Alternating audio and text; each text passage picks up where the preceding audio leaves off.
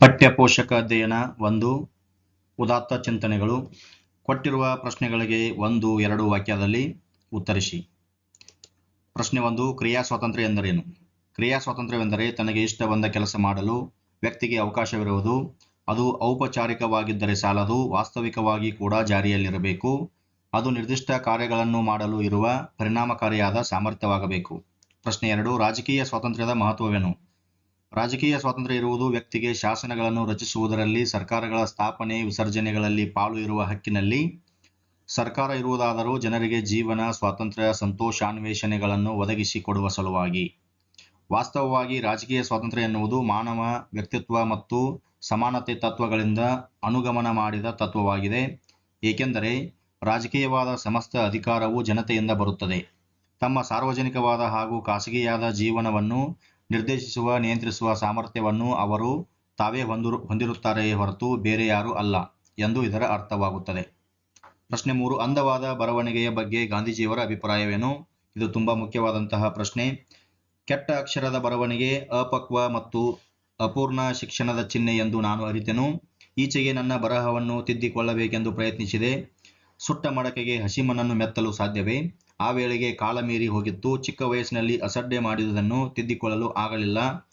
ನನ್ನ ಉದಾಹರಣೆಯಿಂದ ಒಳ್ಳೆಯ ಬರವಣಿಗೆ ಉತ್ತಮ ಶಿಕ್ಷಣದ ಅವಶ್ಯವಾದ ಅಂಶವೆಂಬುದನ್ನು ಪ್ರತಿಯೊಬ್ಬ ಯುವಕನು ಯುವತಿಯು ತಿಳಿದುಕೊಳ್ಳಲಿ ಎಂದು ಗಾಂಧೀಜಿಯವರು ಅಭಿಪ್ರಾಯಪಟ್ಟಿದ್ದಾರೆ.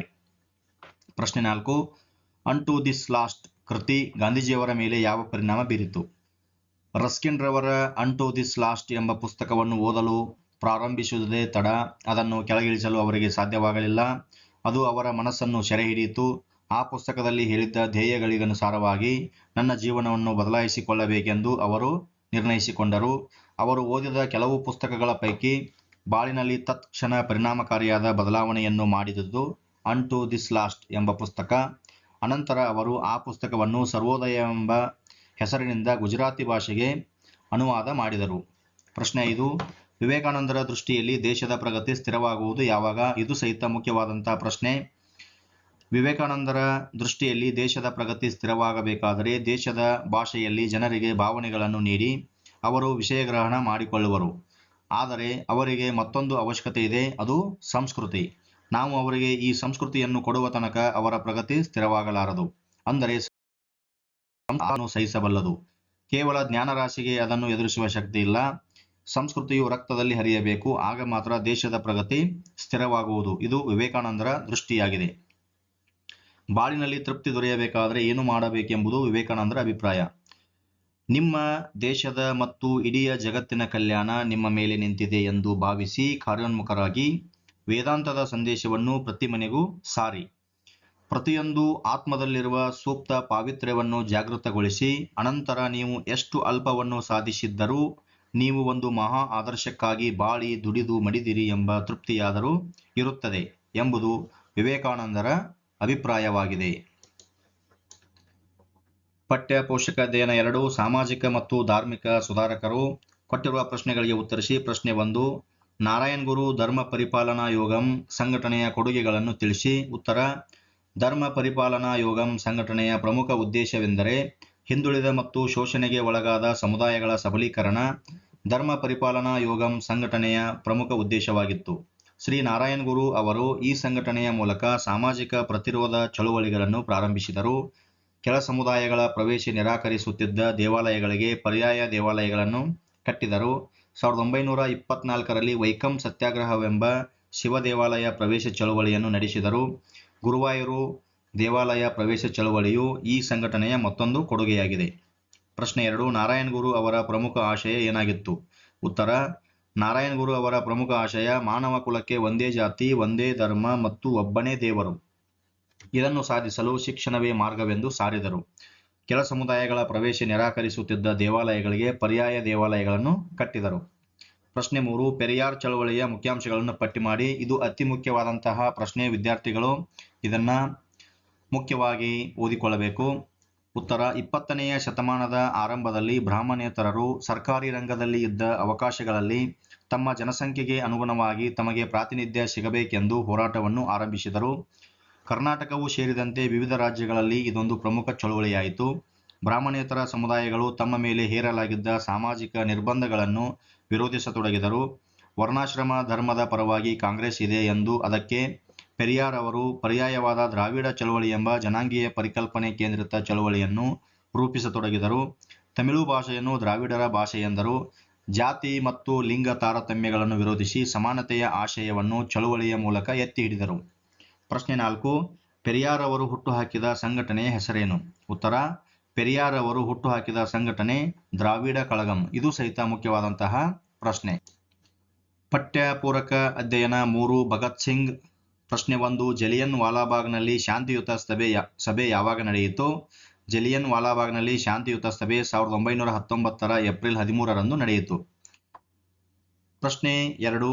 ಭಗತ್ ಸಿಂಗ್ ಜಲಿಯನ್ ವಾಲಾಬಾಗ್ನ ಮಣ್ಣಿನ ಕುರಿತು ತನ್ನ ತಂಗಿಗೆ ಏನೆಂದು ಹೇಳುತ್ತಾನೆ?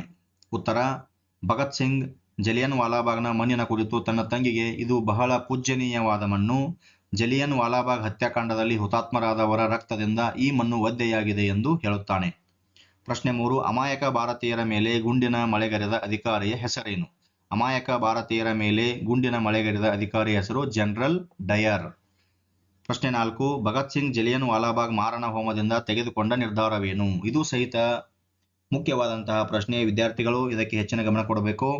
ಉತ್ತರ: ಜಲಿಯನ್ ವಾಲಾಬಾಗ್ ಮಾರಣ ಹೋಮ ಭಗತ್ ಸಿಂಗ್ನ ಮನಸ್ಸಿನಲ್ಲಿ ಅಚ್ಚಳಿಯದ ಪ್ರಭಾವವನ್ನು ಬೀರಿತ್ತು. 1921ರಲ್ಲಿ ಅವನು ಒಂದು ನಿರ್ಧಾರಕ್ಕೆ ಬಂದ. ಒಂದಲ್ಲ ಒಂದು ದಿನ ಈ ದಮನಕಾರಿ ಪ್ರಭುತ್ವವನ್ನು ಧ್ವಂಸ ಮಾಡಲು ಏನನ್ನಾದರೂ ಮಾಡಿಯೇ ತೀರುತ್ತೇನೆಂದು, ಆಗ ಕ್ರೂರ ಬ್ರಿಟಿಷ್ ಆಳ್ವಿಕೆ ಅಂತ್ಯವಾಗುತ್ತದೆ ಎಂದು ನಿರ್ಧರಿಸಿದ. ಪಠ್ಯಪೂರಕ ಅಧ್ಯಯನ 4 ವಸಂತ ಮುಖ ತೋರಲಿಲ್ಲ. ಪುಟ್ಟಪೋರಿ ಏನು ಮಾಡುತ್ತಿದ್ದಾಳೆ? ಇದು ತುಂಬಾ ಮುಖ್ಯವಾದಂಥ ಪ್ರಶ್ನೆ. ಪುಟ್ಟಪೋರಿ ಮುಸುರೆತ್ತಿ ಕೂತಿದ್ದಾಳೆ. ಪ್ರಶ್ನೆ 2. ಅಮ್ಮ ಎಲ್ಲಿ ಮಲಗಿದ್ದಾಳೆ? ಉತ್ತರ: ಅಮ್ಮ ಗುಡಿಸಲಲ್ಲಿ ಮಲಗಿದ್ದಾಳೆ. ಈ 1ನೇ ಪ್ರಶ್ನೆ 2ನೇ ಪ್ರಶ್ನೆ ಸುಮಾರು ಸರ್ತಿ ಪರೀಕ್ಷೆಯಲ್ಲಿ ರಿಪೀಟ್ ಆಗಿದೆ. ಪ್ರಶ್ನೆ 3. ಯಾರಿಗೆ ವಸಂತ ಮುಖ ತೋರಲಿಲ್ಲ? ಉತ್ತರ: ಕಮ್ಮಾರ, ನೇಕಾರ, ಕುಂಬಾರ, ಕೇರಿಯ ಮಾರ ಮತ್ತು ಪುಟ್ಟಿಗೆ ವಸಂತ ಮುಖ ತೋರಲಿಲ್ಲ. ಪುಟ್ಟಿಯ ಪ್ರಶ್ನೆಗಳೇನು? ಗುಡಿಸಲೊಳಗೆ ಬರಲು ವಸಂತ ಹೆದರಿದನೆ. ಹರಿದ ಚಿಂದಿ ಬಟ್ಟೆಗಳ ಕಂಡು ಅವನು ಮರುಗಿದನೆ. ಇವು ಪುಟ್ಟಿಯ ಪ್ರಶ್ನೆಗಳಾಗಿವೆ. ಪ್ರಶ್ನೆ 5. ಈ ಕವನದಲ್ಲಿ ಪ್ರಕೃತಿಯ ಸಂಭ್ರಮ ಹೇಗೆ ವ್ಯಕ್ತವಾಗಿದೆ? ಇದು ಪ್ರಶ್ನೆ ಸಹಿತ ತುಂಬಾ ಮುಖ್ಯವಾದಂಥ ಪ್ರಶ್ನೆ. ಇದು ತುಂಬಾ ಸಲ 2 ಅಂಕದ ಪ್ರಶ್ನೆ ಪರೀಕ್ಷೆಯಲ್ಲಿ ಕೇಳಿದ್ದಾರೆ. ಹಾಗಾಗಿ ವಿದ್ಯಾರ್ಥಿಗಳು ಇದಕ್ಕೆ ಹೆಚ್ಚಿನ ಗಮನ ಕೊಡಬೇಕು. ಉತ್ತರ: ಮಾವಿನ ಮರಗಳು ಮೈತುಂಬಿ ನಿಂತಿವೆ, ಹಕ್ಕಿಗಳು ರೆಕ್ಕೆ ಬಿಚ್ಚಿ ಹಾರಾಡುತ್ತಿವೆ, ಕೋಗಿಲೆಗಳು ಮನದುಂಬಿ ಇಂಪಾಗಿ ಹಾಡುತ್ತಿವೆ, ಕಡಲು ಉಕ್ಕಿ ಹರಿಯುತ್ತಿದೆ, ಮಲ್ಲಿಗೆ ಹೂ ಮುಗುಳ್ನಗೆ ಬೀರಿದೆ, ಹೊಳೆಯುವ ರಂಗೋಲಿಯಲ್ಲಿ ಬಾಲರವಿ ತಳತಳಿಸುತ್ತಿದ್ದಾನೆ. ಈ ರೀತಿ ವಸಂತ ಮುಖ ತೋರಲಿಲ್ಲ ಕವನದಲ್ಲಿ ಪ್ರಕೃತಿಯ ಸಂಭ್ರಮ ವ್ಯಕ್ತವಾಗಿದೆ. ಪಠ್ಯ ಪೋಷಕ ಅಧ್ಯಯನ 5 ಸ್ವದೇಶಿ ಸೂತ್ರದ ಸರಳ ಹಬ್ಬ. ಕೊಟ್ಟಿರುವ ಪ್ರಶ್ನೆಗಳಿಗೆ ಉತ್ತರಿಸಿ. ಪ್ರಶ್ನೆ 1. ಸ್ವಾತಂತ್ರ್ಯ ಪೂರ್ವದಲ್ಲಿ ಹೋರಾಟಗಾರರು ಗಿರಾಕಿಗಳು ಮತ್ತು ಅಂಗಡಿಯವರನ್ನು ಏನೆಂದು ವಿನಂತಿಸಿಕೊಂಡರು? ಉತ್ತರ: ಹಿಂದೂಸ್ತಾನದಲ್ಲಿ ಪ್ರತಿಯೊಬ್ಬನ ದಿನದ ಉತ್ಪನ್ನ ಸರಾಸರಿ 1 ಆನೆ 3 ಪೈಸೆಗಳು ಮಾತ್ರ. ಇಲ್ಲಿ 55 ಕೋಟಿ ಜನರ ಸರಾಸರಿ ವರ್ಷದ ಉತ್ಪನ್ನ 1250 ಕೋಟಿ ಇದೆ. ದೇಶದ ಸಾಲವು 1100 ಕೋಟಿ ಇದೆ. ಇದಲ್ಲದೆ ಪ್ರತಿ ವರ್ಷ 125 ಕೋಟಿ ಪರದೇಶಕ್ಕೆ ಹೋಗುತ್ತಿದೆ. ವಸ್ತುಸ್ಥಿತಿ ಹೀಗಿರುವಾಗ ಹಬ್ಬ ಹುಣ್ಣಿಮೆಗಳು ಸಮೀಪಿಸಿದ ಈ ದಿನಗಳಲ್ಲಿ ಪರದೇಶಿ ವಸ್ತುಗಳನ್ನು ಕೊಳ್ಳುವುದು ಸರಿಯಲ್ಲ. ಬಣ್ಣದ ಕಾಗದ, ಗಾಜಿನ ಮಣಿಗಳು, ಬೇಗಡಿ, ಇಮಿಟೇಷನ್, ಮುತ್ತು, ತುರಾಯಿಗಳು ನಮ್ಮ ಹಿಂದೂಸ್ತಾನದಂತಹ ಬಡದೇಶಕ್ಕೆ ಅನವಶ್ಯಕ. ಪಟಾಕಿ, ದಡಾಕಿ, ನೆಲಗುಮ್ಮ ಮುಂತಾದ ವಸ್ತುಗಳು ವಿದೇಶಿ ಎಂದು ಮಾರಲ್ಪಡುವ ಕರ್ಪೂರ, ಪರದೇಶಿ ಅತ್ತರುಗಳನ್ನು ಖರೀದಿಸಿ ದೇಶಕ್ಕೆ ಒದಗಿರುವ ಸಂಕಟ ಪರಂಪರೆಯನ್ನು ಯಾರೂ ಹೆಚ್ಚಿಸಬಾರದು. ದೇವರ ಪೂಜಾದಿಗಳನ್ನು ಶುದ್ಧ ಶುಭ್ರ ದೇಶಿ ವಸ್ತುಗಳಿಂದಲೇ ಮಾಡಿರಿ. ಪರದೇಶಿ ವಸ್ತುಗಳಿಂದ ದೇವರ ಮೂರ್ತಿಗಳನ್ನು ಭ್ರಷ್ಟ ಮಾಡಬೇಡಿರಿ ಎಂದು ಸ್ವಾತಂತ್ರ್ಯ ಪೂರ್ವದಲ್ಲಿ ಹೋರಾಟಗಾರರು ಗಿರಾಕಿಗಳು ಮತ್ತು ಅಂಗಡಿಯವರನ್ನು ವಿನಂತಿಸಿಕೊಂಡರು. ಪ್ರಶ್ನೆ 2. ಯಾವ ಯಾವ ವಸ್ತುಗಳನ್ನು ಬಳಸಬೇಡಿರೆಂದು ಜನಾಂದೋಲನ ಮಾಡಲಾಯಿತು? ಉತ್ತರ: ಪಟಾಕಿ, ದಡಾಕಿ, ನೆಲಗುಮ್ಮ ಮುಂತಾದ ವಸ್ತುಗಳು ಹಾಗೂ ವಿದೇಶಿ ಎಂದು ಮಾರಲ್ಪಡುವ ಕರ್ಪೂರ, ಪರದೇಶಿ ಅತ್ತರುಗಳನ್ನು ಬಳಸಬೇಡಿರೆಂದು ಜನಾಂದೋಲನ ಮಾಡಲಾಯಿತು. ಪ್ರಶ್ನೆ 3. ಮಲೆನಾಡಿನಲ್ಲಿ ದೀಪದ ಬತ್ತಿಯ ಸಮಸ್ಯೆಯನ್ನು ಹೇಗೆ ಪರಿಹರಿಸಿಕೊಳ್ಳಲಾಗಿತ್ತು? ಇದು ಅತ್ಯಂತ ಮುಖ್ಯವಾದಂತಹ ಪ್ರಶ್ನೆ. ವಿದ್ಯಾರ್ಥಿಗಳು ಇದಕ್ಕೆ ಹೆಚ್ಚಿನ ಗಮನವನ್ನು ಕೊಡಬೇಕು. ಉತ್ತರ: ಪಶ್ಚಿಮ ಘಟ್ಟದ ಕಾಡುಗಳಲ್ಲಿ ತೊಡಕಲು ಕುಡಿ ಎಂಬ ಬೂದು ಬಣ್ಣದ ಗಿಡದ ಎಳೆಯ ಕುಡಿ ಸಂಗ್ರಹಿಸಿ ಒಣಗಿಸಿ ಡಬ್ಬದಲ್ಲಿ ಶೇಖರಿಸಿಡಲಾಗುತ್ತಿತ್ತು. ಒಣಗಿದ ಕುಡಿಯನ್ನು ಎಣ್ಣೆಯನ್ನು ಅದ್ದಿ ಪ್ರತಿನಿತ್ಯ ಆರತಿಗೆ ಬಳಸಲಾಗುತ್ತಿತ್ತು. ಇದು ಎಣ್ಣೆಯನ್ನು ಹತ್ತಿಯಂತೆ ಹೀರಿಕೊಂಡು ದೀಪ ಉರಿಯಲು ಸಹಾಯಕವಾಗಿತ್ತು. ನಾಗಸಂಪಿಗೆ ಬೀಜಗಳನ್ನು ಕುಟ್ಟಿ ಚಿಕ್ಕ ಚಿಕ್ಕ ಉಂಡೆಗಳನ್ನು ಕಟ್ಟಿ ಉರಿಸಲಾಗುತ್ತಿತ್ತು. ಇದಲ್ಲದೆ ಅಡಿಕೆ ತೋಟಗಳಂಚಿನಲ್ಲಿ ಬೆಳೆಯುತ್ತಿದ್ದ ಜವಾರಿ ಹತ್ತಿ ಗಿಡಗಳ ಹತ್ತಿಯನ್ನು ದೀಪಕ್ಕೆ ಬಳಸುವ ಮೂಲಕ ಮಲೆನಾಡಿನಲ್ಲಿ ದೀಪದ ಬತ್ತಿಯ ಸಮಸ್ಯೆಯನ್ನು ಪರಿಹರಿಸಿಕೊಳ್ಳಲಾಯಿತು. ಆಗ ಕರ್ಪೂರಕ್ಕೆ ಕಾದಾಡಿದ ಮನಸ್ಸುಗಳು ಮರುಗಿವೆ ಏಕೆ? ಉತ್ತರ: ಆಚರಣೆಯ ಶ್ರದ್ಧೆ ಮರೆಯಾಗಿ ಖರೀದಿ ವಿಜೃಂಭಿಸಿದೆ ಅಷ್ಟೇಕೆ. ರಾತ್ರಿ ಹಗಲಾಗಿಸುವ ವಿದ್ಯುತ್ ದೀಪಾಲಂಕಾರದಲ್ಲಿ ಪರದೇಶಿ ಚೈನಾ ಬಲ್ಬ್ ಮೆರೆದಿದೆ. ಆದ್ದರಿಂದ ಆಗ ಕರ್ಪೂರಕ್ಕೆ ಕಾದಾಡಿದ ಮನಸ್ಸುಗಳು ಮರುಗಿವೆ. ಪ್ರಶ್ನೆ 5. ಸ್ವದೇಶಿ ಆರ್ಥಿಕತೆ ಬಲಪಡಿಸಲು ಹಬ್ಬದಲ್ಲಿ ಸ್ವದೇಶಿ ವಸ್ತುಗಳನ್ನೇ ಬಳಸಲು ಪ್ರಾರಂಭಿಸಬೇಕು. ಈ ಕುರಿತು ನಿಮ್ಮ ಅಭಿಪ್ರಾಯವೇನು? ಉತ್ತರ: ವಿದೇಶಿ ವಸ್ತುಗಳನ್ನು ಕೊಳ್ಳುವುದರಿಂದ ಅವುಗಳ ಮಾರಾಟದ ಲಾಭವು ವಿದೇಶಗಳ ಪಾಲಾಗುತ್ತದೆ. ಸ್ವದೇಶಿ ವಸ್ತುಗಳನ್ನೇ ಬಳಸುವುದರಿಂದ ನಮ್ಮ ದೇಶದಲ್ಲಿ ಉತ್ಪನ್ನವಾದ ವಸ್ತುಗಳಿಗೆ ಬೇಡಿಕೆ ದೊರೆತು ಅದರಿಂದ ಬರುವ ಲಾಭ ನಮ್ಮ ದೇಶದ ಉತ್ಪಾದಕರಿಗೆ ದೊರೆಯುತ್ತದೆ. ಹೀಗೆ ಲಾಭಾಂಶವು ನಮ್ಮ ದೇಶದಲ್ಲೇ ಉಳಿಯುವುದರಿಂದ ಹಾಗೂ ನಮ್ಮ ದೇಶದ ಜನರಿಗೆ ಅದರ ಲಾಭ ದೊರೆಯುವುದರಿಂದ ದೇಶದ ಆರ್ಥಿಕತೆ ಬಲಪಡುತ್ತದೆ. ಆ ಮೂಲಕ ದೇಶದ ಸಾಲದ ಪ್ರಮಾಣವು ಕಡಿಮೆಯಾಗುತ್ತದೆ. ಪಠ್ಯಪೂರಕ ಅಧ್ಯಯನ 6 ನಾನು ಪ್ರಾಸ ಬಿಟ್ಟ ಕತೆ. ಕೊಟ್ಟಿರುವ ಪ್ರಶ್ನೆಗಳಿಗೆ ಒಂದೊಂದು ವಾಕ್ಯದಲ್ಲಿ ಉತ್ತರಿಸಿ. ಪ್ರಶ್ನೆ 1. ಪೈಗಳ ತಮ್ಮನ ನೂಲು ಮದುವೆಯ ದಿನ ಅಂಗಳದಲ್ಲಿ ಏನೇನು ಸಿದ್ಧತೆಗಳಾಗುತ್ತಿದ್ದವು? ಇದು ತುಂಬಾ ಮುಖ್ಯವಾದಂಥ ಪ್ರಶ್ನೆ. ಉತ್ತರ: ಪೈಗಳ ತಮ್ಮನ ನೂಲು ಮದುವೆಯ ದಿನ ಅಂಗಳದಲ್ಲಿ ಒಂದು ಕಡೆಯಲ್ಲಿ ಲಡ್ಡುಗೆಗಳನ್ನು ಕಟ್ಟುತ್ತಿದ್ದರು, ಮತ್ತೊಂದು ಕಡೆ ಮಂಡಿಗೆಗಳನ್ನು ಮಡಚುತ್ತಿದ್ದರು, ಬೇರೊಂದು ಕಡೆ ಸೇವಿಗೆಯನ್ನು ಒತ್ತುತ್ತಿದ್ದರು. ಹೀಗೆ ಇನ್ನೂ ಮುಂತಾದ ಸಿದ್ಧತೆಗಳಾಗುತ್ತಿದ್ದವು.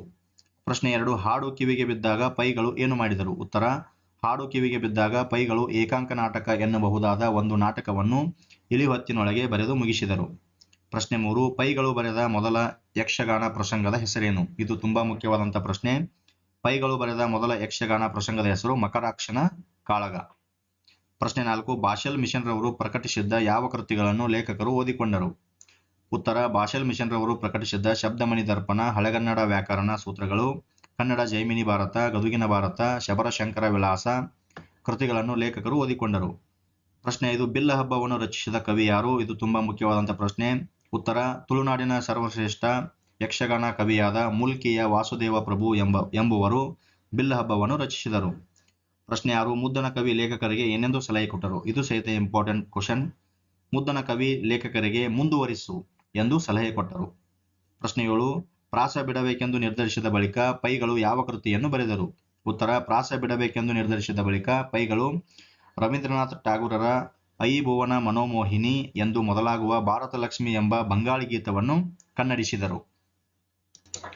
ಆತ್ಮೀಯ ವಿದ್ಯಾರ್ಥಿಗಳೇ, ಪಠ್ಯ ಪೂರಕ ಅಧ್ಯಯನದಿಂದ ಒಟ್ಟು 9 ಅಂಕಗಳು ಇರುತ್ತವೆ. ಆಮೇಲೆ 2 ಅಂಕದ 4 ಪ್ರಶ್ನೆಗಳಿರುತ್ತವೆ. 1 ಅಂಕದ 1 ಪ್ರಶ್ನೆ ಇರುತ್ತದೆ. ಹಾಗಾಗಿ ಈ 5 ಪಾಠಗಳನ್ನು ನೀವು ಚೆನ್ನಾಗಿ ಓದಿಕೊಂಡರೆ ನೀವು ಆರಾಮಾಗಿ ಸುಲಭವಾಗಿ 9 ಅಂಕಗಳನ್ನು ಗಳಿಸಬಹುದು. ಶುಭವಾಗಲಿ.